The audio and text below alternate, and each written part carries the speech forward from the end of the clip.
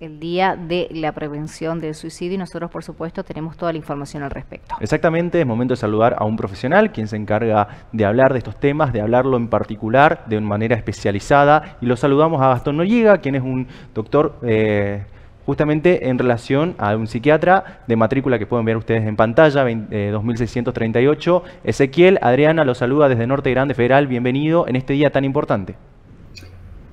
Hola, ¿qué tal? Buenas noches, Ezequiel y Adriana, ¿cómo están? Bueno, para nosotros, Gastón, es un placer poder hablar con usted en una jornada, en un día muy especial, donde, bueno, nuestra primera pregunta sería, ¿por qué a veces es tabú o cuesta tanto hablar del suicidio? Cuando muchas veces, si se hablara y uno pudiera expresarlo, sería mucho mejor el poder brindar información y prevenir ciertos actos.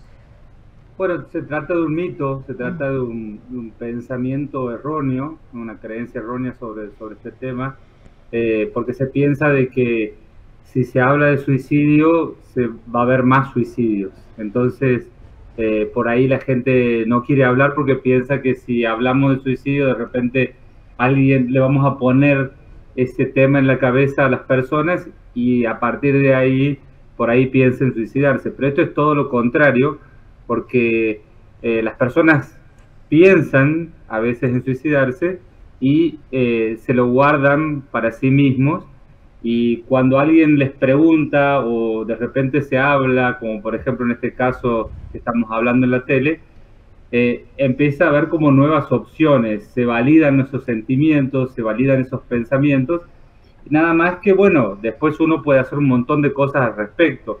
El tema es cuando uno de repente tiene mucho miedo a hablar y se deja todo ese sufrimiento para pasarlo solo, ¿no? Entonces, uno de los mitos más importantes a derribar, y es uno de los ejes de la campaña de prevención del suicidio, es justamente que de suicidio sí se habla y eso ayuda a prevenir el suicidio. Doctor, uno de los mitos que siempre está entablado en la sociedad y es que aquel que se va a suicidar lo anuncia. ¿Es cierto o no es cierto esto? Bueno, sí, hay veces que alguien es más específico y lo puede verbalizar, incluso a veces lo ponen en las redes sociales, y otras veces no tanto. Otras veces, la persona lo hace y realmente uno se sorprende de que ha tenido un intento de suicidio, por ejemplo, pero siempre dan mensajes, ya sea explícitamente o implícitamente. Uno tiene que estar atento a estos mensajes que son muchas veces cambios de conducta, cambios de actitud en el trabajo, en la escuela, en el rendimiento académico o en los deportes. Muchas veces se empiezan a aislar socialmente, es una persona que deja de salir, deja de frecuentar amigos, y esto es un sentimiento normal, ¿no? Porque nadie quiere que lo vean mal. Entonces, cuando vemos estos cambios de conducta, podríamos interpretarlo como mensajes y partiendo de la base que todos podemos hacer algo, una conversación puede cambiarle la vida a una persona, entonces uno tiene que estar atento a estos signos de alarma, ¿no? Doctor, dos preguntas relacionadas. En primer lugar, si en este último tiempo, en estos últimos años, aumentaron los casos de suicidio. Y después, en segundo lugar, si hay una mayor cantidad de suicidios de una determinada edad. Bueno, en general en el mundo no han aumentado los casos de suicidio, sino que a través de las campañas de prevención del suicidio en estos últimos años han bajado. Pero no pasa lo mismo en los países en vía de desarrollo, digamos, y sobre todo, bueno, en Latinoamérica. Argentina es uno de los casos en donde no ha bajado la tasa de suicidio. Y después, con respecto a tu segunda pregunta, la franja etaria que más tiene estos acontecimientos son la población de 15 a 29 años, que serían los jóvenes y adolescentes, ¿no? Lo cual es muy doloroso porque realmente son muchos años de vida que se pierden, oportunidades. Y otro mito alrededor de esto es que el que se quiere, el que piensa en el suicidio o el que se suicida realmente se quiere morir. en realidad no se quieren morir, sino que no aguantan el sufrimiento tan intenso y tan constante a lo largo del tiempo y se han quedado sin esperanza, sin respuestas para cambiar la situación, ¿no? Entonces tenemos que estar atentos realmente a las personas que están mal, porque ¿cómo se previene el suicidio? Primero, estando atentos y después tratando de tener una conversación uno a uno, en algún momento tratar de buscar la forma, ganarnos la confianza de la persona para que eso que tiene tan atrapado dentro de su pecho lo pueda volcar y lo pueda decir, y eso que nos dice muchas veces es la respuesta que necesitamos para sacarlo de ese estado. Por ejemplo, nos puede decir que no puede más con las drogas, y entonces ahí ya tendríamos que dar un tratamiento para las drogas. A veces tienen problemas psiquiátricos, depresión, esquizofrenia, trastorno bipolar, y también tienen que ir a un tratamiento que cumpliendo ese tratamiento estarían mucho mejor. Después, bueno, todo lo que tiene que ver con maltratos, personas que sufren maltratos o abusos, hay que interrumpir eso haciendo las denuncias correspondientes, cambiando digamos, la situación de vida de la persona, y eso nos va, digamos, le va sacando un peso de encima realmente, no solamente por la conversación, sino por los datos que nos da con esa conversación, ¿no? Muchas veces la persona lo quiere ocultar y nos pide que no contemos lo que lo que nos cuenta, digamos, que se quiere matar, por ejemplo, pero no tenemos que prometer que vamos a guardar confidencialidad si es que la situación es grave, porque siempre vamos a necesitar de más gente que nos ayude a contener esa persona, ya sea con un tratamiento psicológico, psiquiátrico, ya sea avisándole a los padres, a la familia, porque solo muchas veces es una carga demasiado pesada para poder llevar, y muchas veces se desgasta más la persona que se queda sola cuidándolo y no lo puede proteger de la misma forma, ¿no? Entonces hay que acercarse, pero no hay que prometer confidencialidad. Doctor, seguramente hay muchos papás que los están escuchando del otro lado, porque si la edad es desde los 15 hasta los 29 años, abarcamos parte de la adolescencia de un joven. ¿Qué pasa, por ejemplo, cuando uno como papá o la persona que esté a cargo de ese adolescente, de esa persona, bueno, se quiere acercar y no hay respuesta? No hay respuesta o no hay predisposición por parte de la persona afectada para poder contarte, no te ganas esa confianza. Me imagino que inmediatamente uno tiene que acudir a un profesional. También, por ejemplo, si uno quiere llevar a ese adolescente a un profesional y se niega totalmente. Bueno, ¿cómo se actúa en ese caso? Porque la mayoría de las veces hay una negación al querer contar lo que estamos haciendo, y ahí hay un corte entre la persona que quiere ayudar y la persona que necesita ser ayudada. Sí, mira, estamos en una etapa, en una época en donde los dos padres trabajan, en donde hay muchos problemas económicos, en donde, bueno, al trabajar los dos padres, los chicos quedan muchas veces solos o a cargo de una abuela o una empleada. En definitiva, los momentos de familia, de intimidad, de calidad, en donde uno podría hablar de estas cosas, se ven minimizados a la mínima expresión. Entonces, para poder acercarse a los chicos, sobre todo a los de esta edad, es muy importante tratar de buscar esos momentos y que no sean tan espaciados, digamos, que uno trate de buscar esos momentos todos los días, y si esto no funciona, bueno, tratar de buscar alguien que sea de confianza de la persona, a veces algunos amigos, para que nos cuenten a ver en qué está esa persona. Digamos, tenemos como deber saber en qué están nuestros chicos. Eso es lo que nos va a ayudar a poder diagnosticar a tiempo y poder tomar las medidas necesarias para evitar un desenlace tan tremendo como este. Doctor, recién habló del mundo, habló también por parte de indicadores de Argentina. ¿Hay algún factor en particular, la presión social, la presión laboral, la familia, que puede llevar a una persona a tomar esta decisión? Sí, siempre hay factores personales y factores familiares y sociales. Dentro de los factores familiares, bueno, son los que hablábamos recién.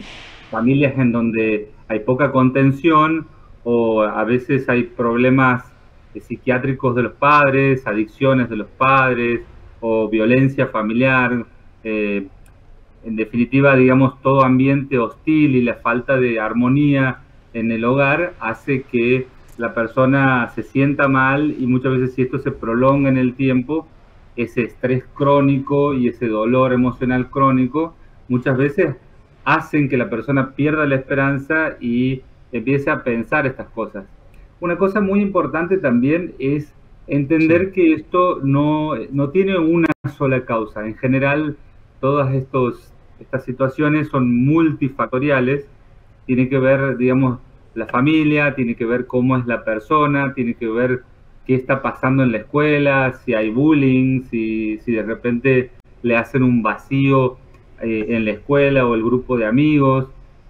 Muchas veces hay problemas con las parejas, ¿no? Que en ese momento la persona puede tener 15, 16 años, pero que lo deje la novia, por ahí para esa persona puede ser tremendo, ¿no? Entonces hay que tratar de ponerse en el lugar, en los zapatos de la persona para pensarlo desde ahí, porque uno dice, no, bueno, si no tiene ningún problema grave no le va a pasar nada, no se va a suicidar. O si dice, pero dice para manipular y no lo va a hacer realmente. Y eso es un gran error porque, digamos, las personas, si es que no le damos importancia, muchas veces van subiendo la apuesta y van teniendo intentos de suicidio cada vez más peligrosos.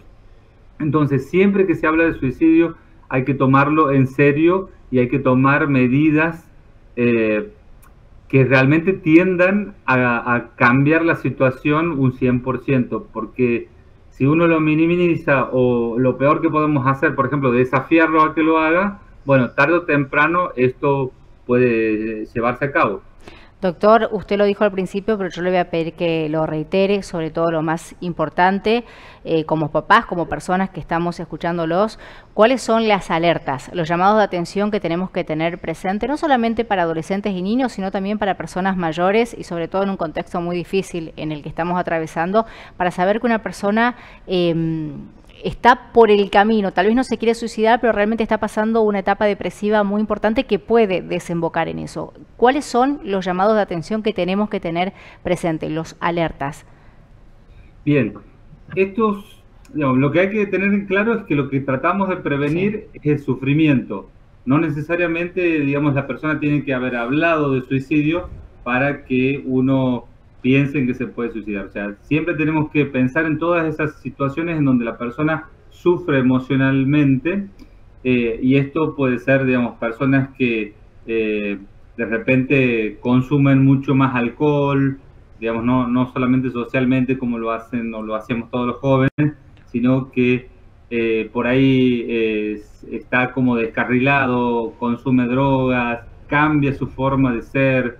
A veces no es solamente cambiar la forma de ser para estar más tímido o aislado, sino que a veces pasa lo contrario, es como que se ponen agresivos, irritables, y hasta pueden ser como victimarios de otras personas, ¿no? A veces uno en la escuela piensa y dice, no, este nene le pega, o este chico le pega a este otro chico, y entonces este es el malo y este es el bueno. Bueno, muchas veces el agresor es el que sufre, tal vez en la casa o en distintos ámbitos, muchos problemas, y entonces tiende a descargarse a través de estas conductas, pero en el fondo se siente tan mal que no quiere seguir viviendo, ¿no? Entonces, esta cuestión antisocial de ser agresivo también puede ser un signo muy importante de que nos alerte con respecto al tema del suicidio. Después con respecto, bueno, todos los mensajes, cosas que pueda decir, que hablen de la muerte, o que hablen de viajar muy lejos, o que hablen de despedidas, o que regalen cosas como si fuera que ya no van a estar más, entonces eso nos tiene que llamar muchísimo la atención. A veces, digamos, la presentación es muy variada, pero todo aquello que, digamos, nos haga pensar en que la persona está sufriendo de manera prolongada e intensa, ya nos tiene que hacer pensar en tratar de hacer algo al respecto y en considerar, preguntarle si en algún momento ha pensado en que no vale la pena seguir viviendo, o preguntarle directamente si ha pensado en suicidarse. Y obviamente que esta no es una pregunta liviana, hay que, como decíamos hace un ratito, hay que tratar de buscar el momento y la persona adecuada para que se acerque, ¿no? Pero todos podemos hacer algo para prevenir el suicidio. Gastón, muchísimas gracias por esta entrevista, muy valiosa toda la información en un día tan importante como el de hoy, donde nos quedamos con este mensaje. Hay que hablarlo todo el tiempo para, bueno, para tratar de evitar actos con estas características. Muchísimas gracias de verdad por toda la información. Bueno, muchísimas gracias a ustedes por difundir este tema, que es un poco la intención del Día Mundial de la Prevención del Suicidio, que es que la gente empiece a hablar de que esto existe y que hablando y siendo conscientes y educando a nuestros jóvenes, vamos a poder ayudar a que la sociedad sea mejor y que entre todos podamos contener a estas personas y evitar estos desenlaces tan tristes. Muchísimas gracias. Bien, ahí lo escuchábamos a Gastón Noriega, quien es un médico psiquiatra con matrícula 2638, realmente con una entrevista muy valiosa de cara a lo que es la prevención, concientizar, y por otro lado me quedo con dos títulos, en la cual dijo estrés crónico y también presiones crónicas, que pueden llegar a ser, dentro de lo que son las causas multifactoriales, que bien lo dijo el doctor, realmente en un día muy importante, donde concientizar y hablar del suicidio es también prevenir.